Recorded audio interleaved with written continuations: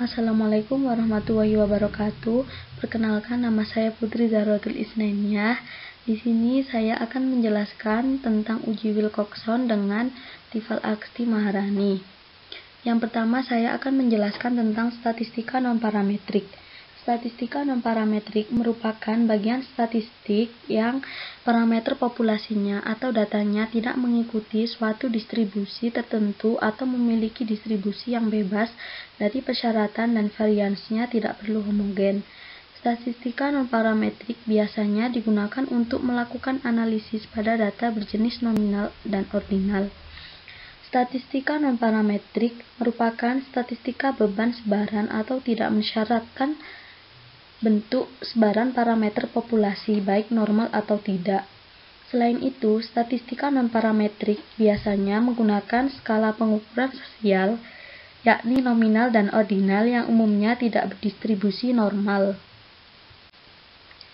Selanjutnya, di sini ada kelebihan statistik non-parametrik. Yang pertama, nilai peluang hasil analisis dapat diperoleh dengan pasti.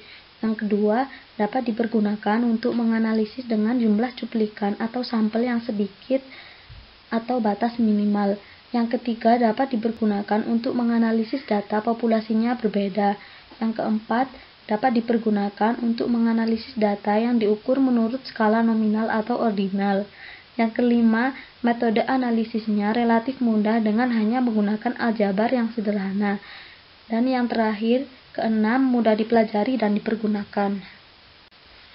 Selanjutnya, di sini ada kekurangan statistik non-parametrik. Yang pertama, bila asumsi normal dapat dipenuhi, maka kesimpulan analisis yang diperoleh kemungkinan membias. Yang kedua, statistik non-parametrik tidak bisa dipergunakan untuk mengukur interaksi. Yang ketiga, karena tidak bisa dipakai untuk analisis regresi, praktis statistik non-parametrik bukan untuk peramalan. Selanjutnya, di sini ada ciri-ciri statistik non-parametrik. Yang pertama, data tidak berdistribusi normal. Yang kedua, umumnya data berskala nominal dan ordinal. Yang ketiga, umumnya dilakukan pada penelitian sosial. Dan yang keempat, umumnya jumlah sampelnya kecil. Syarat pengujian statistik non-parametrik. Yang pertama, data nominal, ada atau tidak, mati atau hidup. Yang kedua, data ordinal, agak sakit sembuh, atau sangat setuju, atau tidak setuju. Yang ketiga, data interval dan rasio tidak nominal. Selanjutnya, di sini ada uji Wilcoxon. Uji Wilcoxon match pairs selanjutnya disebut Wilcon, merupakan penyempurnaan dari uji tanda atau Seigentest. Dalam uji Wilcoxon, besarnya selisih nilai angka antara positif dan negatif diperhitungkan yang dalam uji tanda. Hal itu tidak diperhatikan. Uji Wilcoxon digunakan untuk menguji signifikansi atau kemaknaan hipotesis komparatif dua sampel yang dependen atau berpasangan dengan data berskala ordinal. Selanjutnya yaitu syarat uji Wilcoxon, Signet Rank Test. Asumsi atau syarat uji Wilcoxon menurut Santosa 2000. Yang pertama, tidak berasumsi normalitas distribusi suatu populasi. Tidak membutuhkan informasi varian sampel maupun populasi. Bisa digunakan data ordinal. Parameter yang dianalisa adalah nilai median sampel.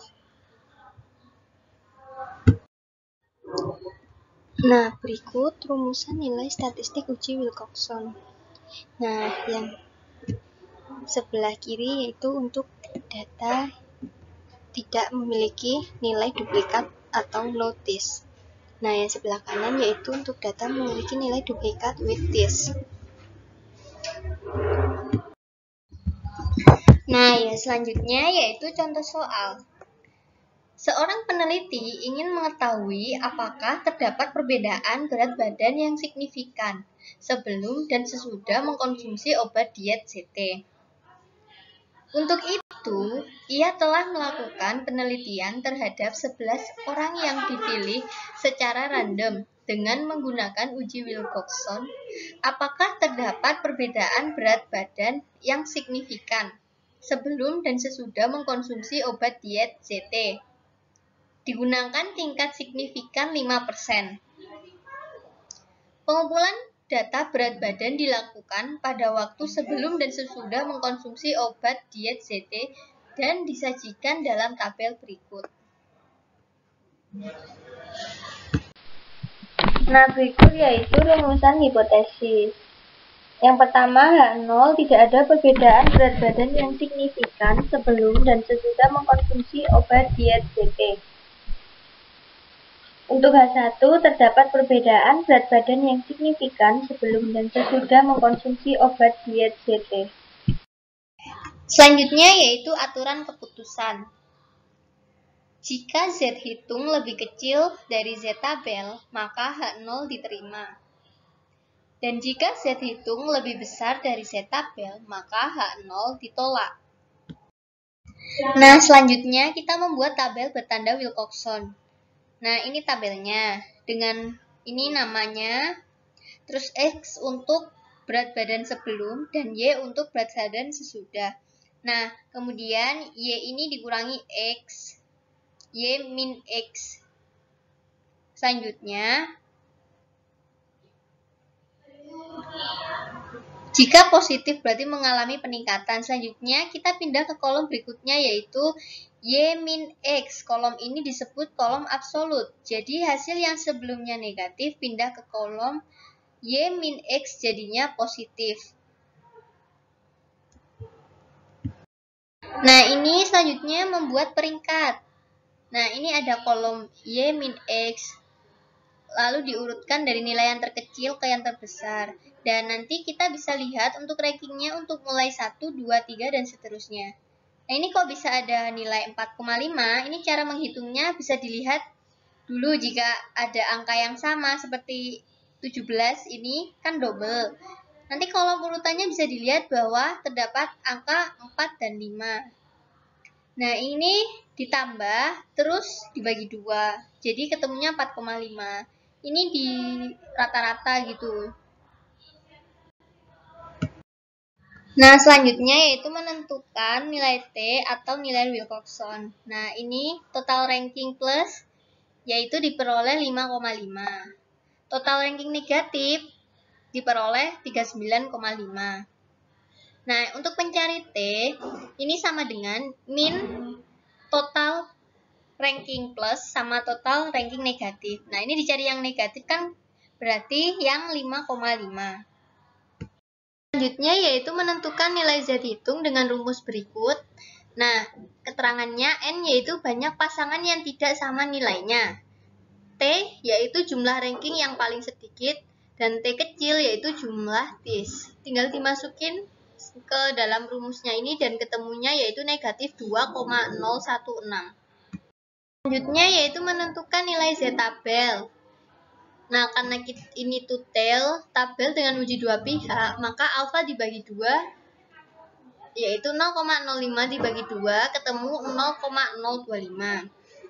Nah, ini diperoleh Z tabel 1,96 dari tabel tersebut.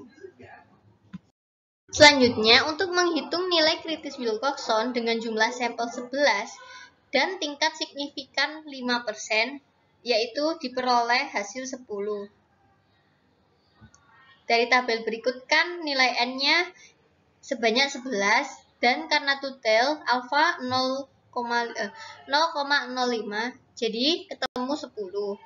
Jadi diketahui bahwa nilai uji Wilcoxon 5,5 lebih kecil dari nilai kritis Wilcoxon yaitu 10, maka H0 ditolak, H1 diterima. Jadi kesimpulannya, diketahui nilai statistik hitung adalah negatif 2,016 dengan minus diabaikan, lebih besar dari Z tabel yaitu negatif 1,96. Maka dapat disimpulkan terdapat perbedaan berat badan yang signifikan sebelum dan sesudah mengkonsumsi obat diet ZT.